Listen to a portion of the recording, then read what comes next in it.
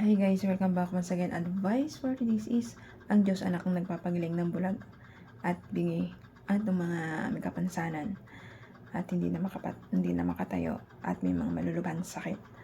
Ang Diyos anak natin, nung kapanahonan niya, siya po ang kumbaga, siya po yung parang kinikilalang healer, tagapagpapagaling ng mga may sakit.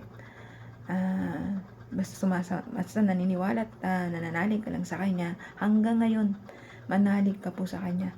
Manampalataya po tayo sa ating nag-iisang anak na si Jesus Christ, nag-iisang anak ng ating Diyos Amang, si Jesus Christ na ating tagapagligtas. Sumampalataya po tayo sa nag-iisa nating Diyos anak na si Jesus Christ. Lahat ng kapangyarihan binigay na ng ating Diyos Ama para sa kanyang anak na si Jesus Christ.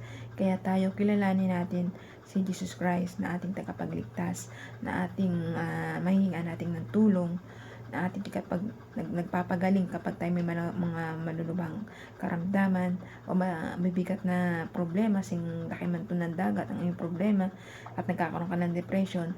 Manali ka lang po na meron tayong Diyos anak na buhay na si Jesus Christ.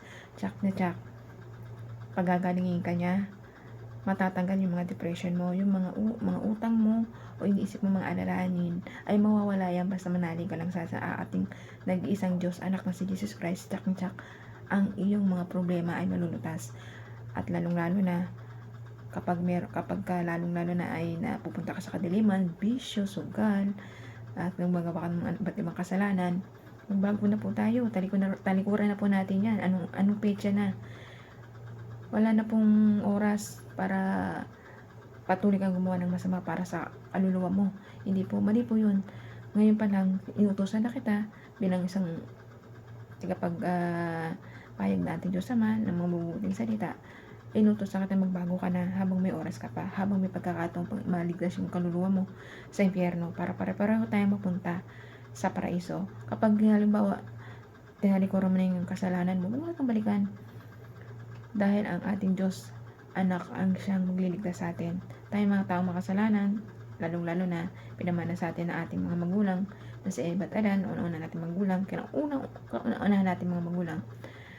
Kumbaga parang sumpa na yun sa atin kahit bagong silang pa lang tayo, pero may mga kasalanan na tayo. Pero huwag mo na itong dagdagan. Gumawa tayo ng kabutihan sa kapwa-tao natin.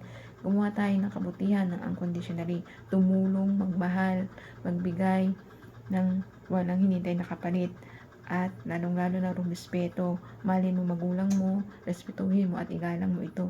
At huwag na pong gagawa ng anumang kasalanan na ikagagalit na ating Diyos Ama, Diyos Anak at Diyos Espiritu Santo, para maligtas yung kaluluwa mo sa impyerno at sabay-sabay tayong nandoon na lahat sa paraiso na dadalhin tayo, lahat na ating Diyos Ama, Diyos Anak at Diyos Espiritu Santo.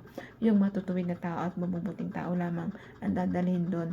Pero kung ikaw yung masamang tao na ulit-ulit na gumagawa ng kasalanan, ay tsak na tsak ang hulog mo sa impyerno. Pero kung ikaw ay may Diyos sa pagkatao mo, may kinikilala kang ating Diyos, Diyos Ama, Diyos Anak, at Diyos Espiritu Santo, tsak na tsak ang kaligtasan ng iyong kaluluwa. Kaya hanggang dito na lang po aking advice. Ingat po tayong lahat and God bless.